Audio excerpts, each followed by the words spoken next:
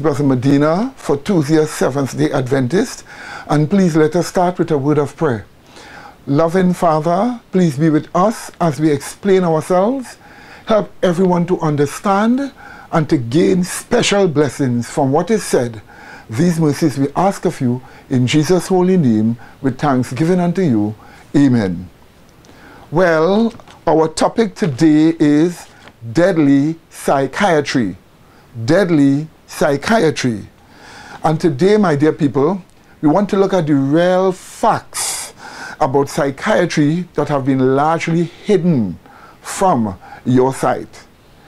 Usually, we know for sure that things like these are not welcome by some what we call special interest groups in the public.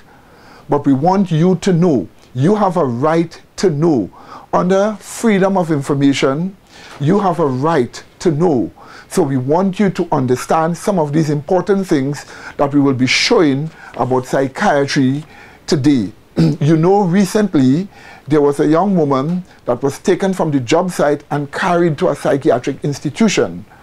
Her habeas corpus rights were overlooked and many other things. So we want to talk a little more about psychiatry and why these things happen in psychiatry and what psychiatry is all about. All our clips that you are going to see here are not copyrighted and have been taken from the YouTube. You can go and you can look at them for yourselves and see them there for yourselves. But we have put them together in such a way that you will get information step by step in an ordered way to understand the real nature of psychiatry. We are going to present in this film the admissions of many experts and psychiatrists themselves, so that our words will not be the source of the facts, but their words, the words of the experts, the words of the psychiatrists, they will be the source of the facts that we are talking about.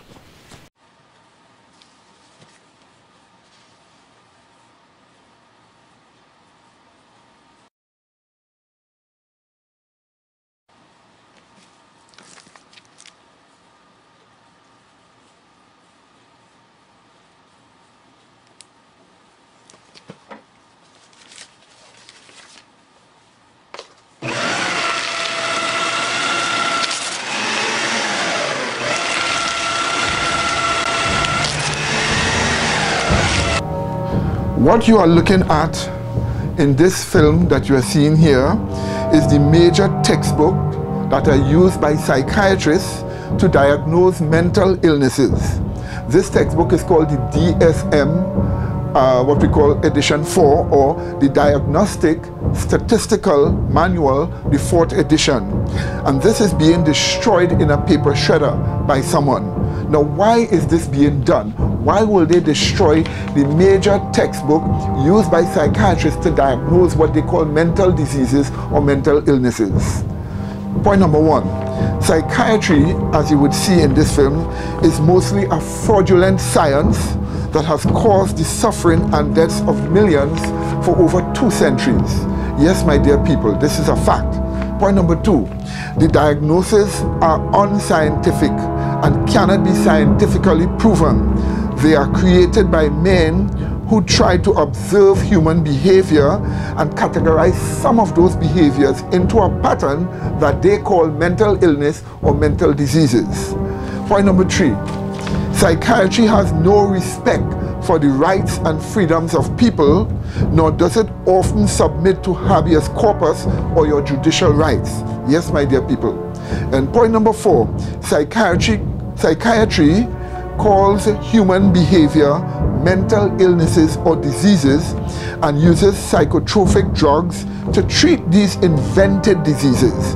This causes mind-altering experiences, some that causes suicide and violence, but they never cure people. And this is the reason why you are seeing this textbook being destroyed by someone. So let us pay further attention as we go forward.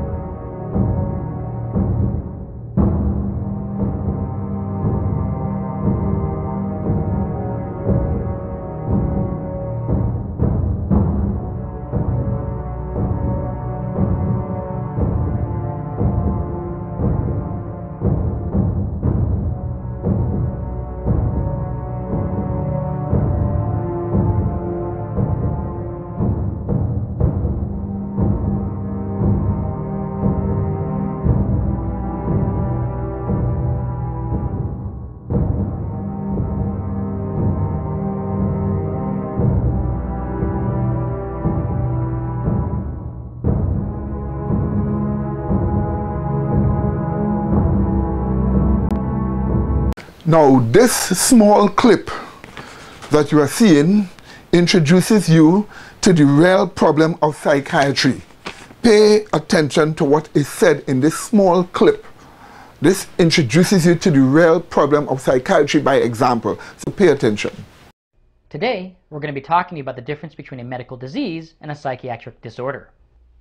You probably know someone who's been diagnosed with a mental disorder like ADHD, bipolar, or depression. The psychiatric pharmaceutical industry says stuff like mental illness is the same as a biological illness like cancer or heart disease. Really? Let's take a closer look. Cancer is certainly a disease. It can be shown with blood tests to exist in the body as abnormal cell growth. Diabetes is definitely a disease. Lab tests can show the low levels of insulin, a hormone, in the blood. And heart disease is, of course, a disease. X-rays and computer images can show damage to heart muscle or blocked passages. So what's there to show that mental disorders are diseases? There's no blood tests, X-rays, or any medical test to show these are diseases. Whereas a doctor diagnosing physical illness can utilize many tests which confirm the presence of disease, a psychiatrist labels a person with a disorder based on a subjective checklist. Does not seem to listen. Loses things like pencils or toys. Avoids or dislikes schoolwork or homework. ADHD. Fear of social situations like a party or public speaking. Avoids social situations. Social anxiety disorder. Inflated self-esteem. More talkative than usual. Fatigue. Bipolar. Sure, people get sad, depressed, shy, anxious, hyper, or even a little wacky sometimes. But does this make them diseased like they say? So then why does the psychiatric pharmaceutical industry insist these are diseases that require treatment? Take a closer look. So do you think that was shocking? If you think that was shocking, here is a clip that reveals the real facts about psychiatry. You would observe point number one, that psychiatry is not scientific and cannot be scientifically proven. And point number two, that the psychiatric drugs that are used to cure mental illnesses causes severe problems in people. This is what this clip shows. So pay careful attention to what it is showing you. Have you been diagnosed with depression and struggle with sadness? Maybe you're scared of being criticized. Loss of interest, aches and pain. Always thinking something terrible. Ask your doctor about Effects or Exile. Ask your doctor about Cymbalta. Talk to your doctor about Zoloft. Talk to your healthcare professional. Get with your doctor today. Your doctor. Tell your doctor. Contact your doctor immediately. Talk with your doctor.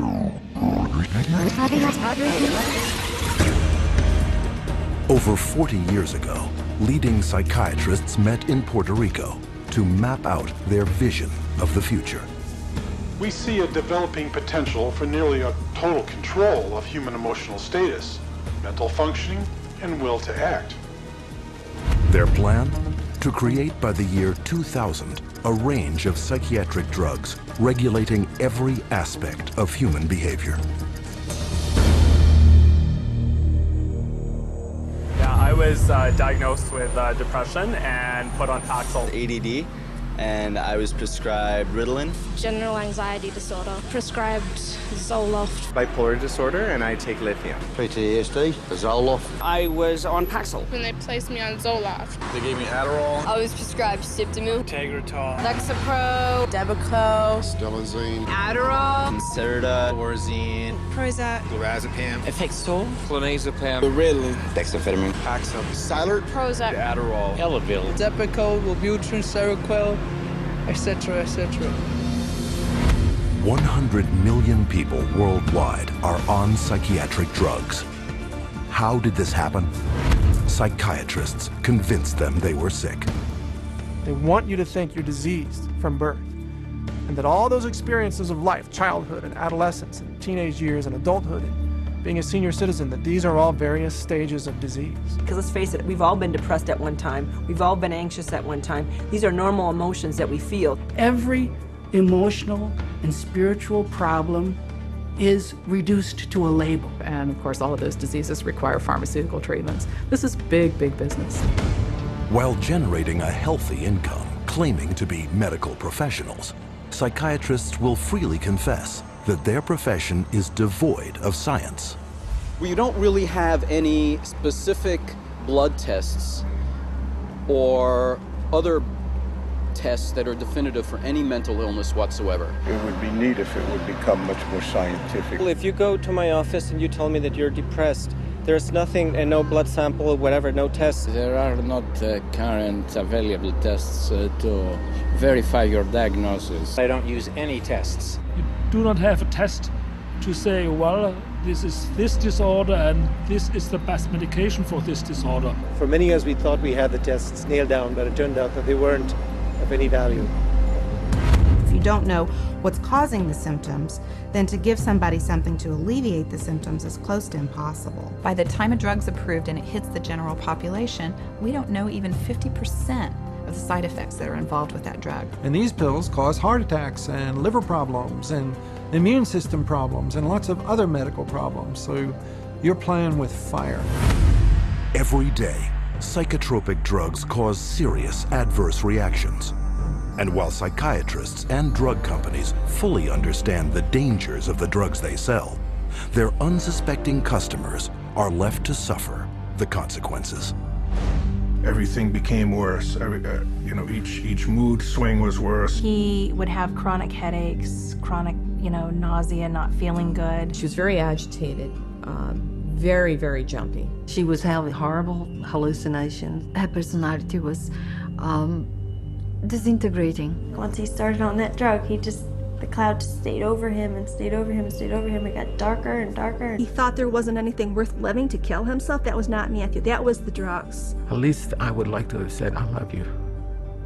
I didn't get a chance to do that. In addition to crippling scores of people daily, every month, psychiatric drugs kill an estimated 3,000. But the human devastation would never have gotten this high if psychiatrists hadn't worked hand in hand with drug companies to promote their drugs to doctors throughout the world. Today, 70% of all psychiatric drugs are prescribed by general physicians. And how is this accomplished? Marketing. It's about creating a good story that uses science that convinces a physician to think about writing a prescription. This is not science. This is incredibly effective marketing. It has nothing to do with science. They use what I call statistical contortionism. Basically just skew the numbers, make everything look fantastic. You hide the bad numbers. They're learning every trick in the book. They're evolving into efficient marketing machines, and it's working. There's definitely an unholy alliance between psychiatry and pharmaceutical sales. That's a marriage made in heaven. They're like conjoined twins. They're joined at the wallet. And with 374 mental disorders filling psychiatry's diagnostic manual and more on the way, business is booming. Pharmaceutical companies have expanded their roster of psychotropic drugs from 44 in 1966 to 174 today. The top 5 psychotropic drugs combined gross more money than the gross national product of each of over half the countries on Earth. Altogether, the psychiatric industry rakes in $1/3 of $1 trillion a year. How could this have happened? It's a tale of deception that may be difficult to believe, but fatal to ignore. Well, that was disturbing. Let us look at another equally disturbing but enlightening clip about psychiatry.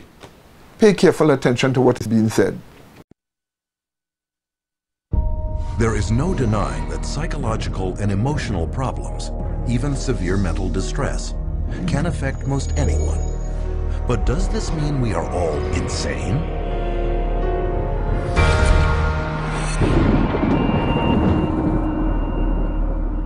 What causes psychological distress? Early psychiatrists thought it was an imbalance of the humors that could only be cured by bleeding patients with knives or leeches. Other psychiatrists believed mental problems came from organs like the tonsils, the stomach, and the spleen, and cut them out. Later were attempts to alter brain function, but these efforts also failed. Today, psychiatrists tell us that the way to fix unwanted behavior is by balancing brain chemistry with a pill.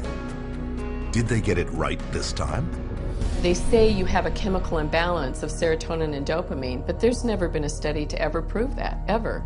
It's just been indoctrinated into the culture and television advertising to the point where people now believe it as fact. Despite this lack of evidence, psychiatrists will tell you that psychotropic drugs are just like mainstream medical drugs. Can this be true? The answer is that unlike a drug such as insulin that corrects a measurable and proven imbalance in the body, psychotropic medications have no visible or measurable physical abnormality to correct. Here is evidence of a bacterial infection.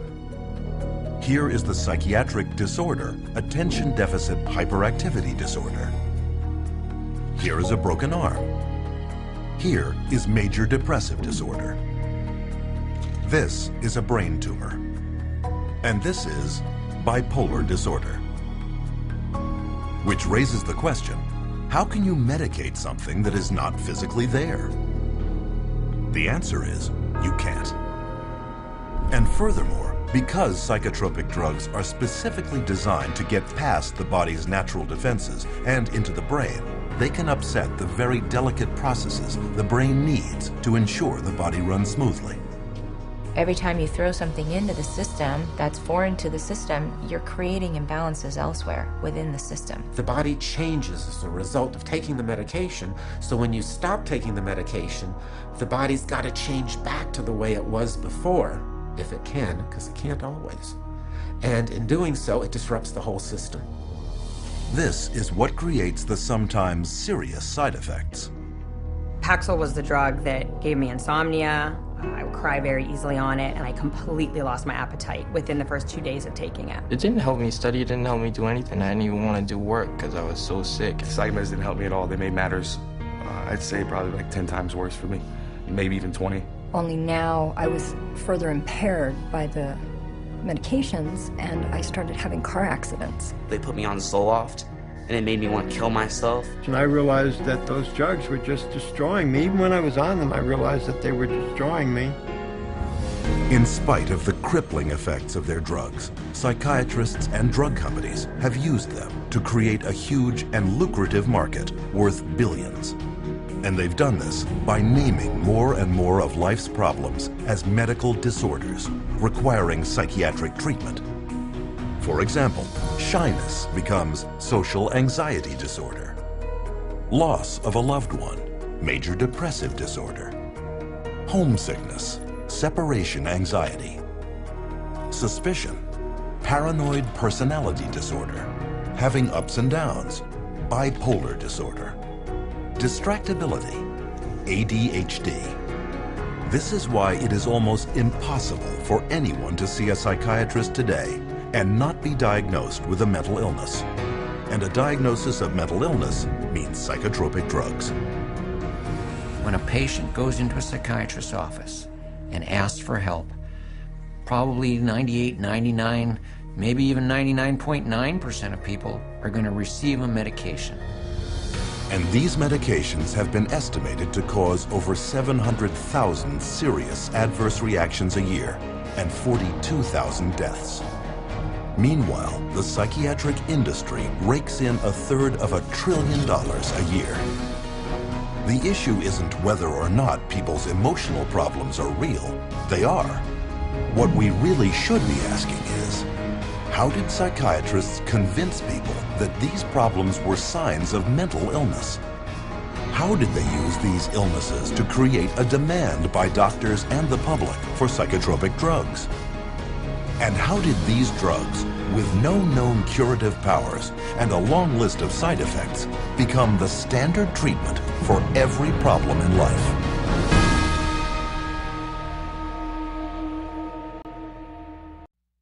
And now in 2004, psychiatric labeling has taken on monstrous proportions.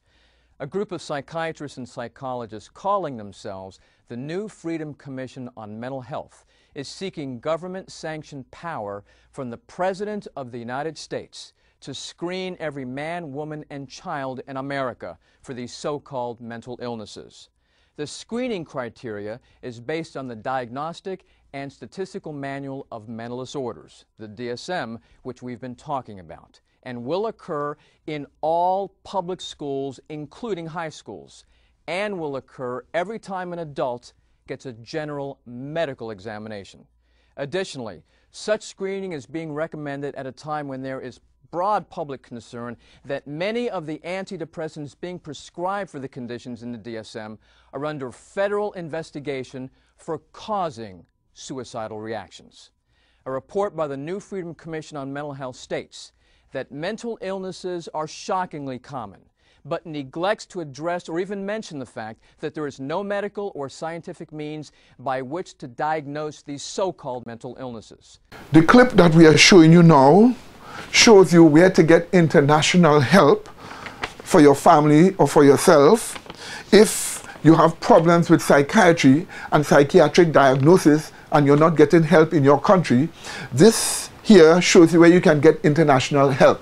All you have to do is to call up this number that you see here in this clip that is coming up, and you would get international help to deal with psychiatric issues. Has your child or someone you know been falsely labeled with a mental disorder and given dangerous mind-altering drugs? If your child has been labeled with ADD, attention deficit disorder, or ADHD, attention deficit hyperactivity disorder, and given psychiatric drugs, there is something you should know. According to leading pediatric medical experts, these psychiatric labels have no scientific basis whatsoever. If you or your child have been abused by psychiatric treatment, call CCHR for help at 1-800-782-2878. Don't wait until it's too late. Call now, 1-800-782-2878. A public service announcement by the Citizens Commission on Human Rights, an international watchdog group. Call 1-800-782-2878 or visit our website, cchr.org. Now, my dear people, psychiatric problems are really thought problems. They are sometimes thought illnesses. They are also behavioral problems. And the facts are, the Bible tells us where we can get help to deal with psychiatric illnesses, with behavioral problems, with thought problems, with thought illnesses. Here is what we are told, first of all, in 2 Timothy chapter 3, verse 16 and verse 17. It tells us this, I quote, "All scripture is given by inspiration of God and is profitable for doctrine, for reproof, for correction, for instruction in righteousness, that the man of God may be perfect and thoroughly furnished unto all good works." So the first thing is you need to study your Bible. You need to study your Bible to get help from the truths that are written therein in the scriptures. And point number 2, the Bible tells us that we are to trust in God. I quote in Proverbs chapter 3, in verse 5 and verse 6, and here is what it tells us. It says this, "Trust in the Lord with all thine heart, and lean not on your own understanding. In all your ways acknowledge him, and he will direct your paths." So you want help. You need to trust in God for help, because God never fails anyone. He will direct your paths and show you how to handle the various problems that exist. But you also have to study the Word of God, as we showed before. But not only that, if you look at Proverbs chapter 29, and we look at verse 25, the last part of it, it tells us, "Whoso putteth his trust in the Lord shall be safe." So, if you put your trust in Yahweh, you will indeed be safe from all these problems. And furthermore, if we look at 1 Peter chapter 5 and verse 7, it tells us, "Casting all your care upon him, for he careth for you." Yes, my dear people. So you need to do these things to help yourselves. Now, we will have to talk more about this in the future. However, if you call us at 625-0446, 625-0446, we will send this DVD for you and give you further information. Also, if you want to get further information from Tuesday Seventh-day Adventists, this is our website here that you're seeing, and these various web addresses will give you further information on the things that we teach and what we explain to people.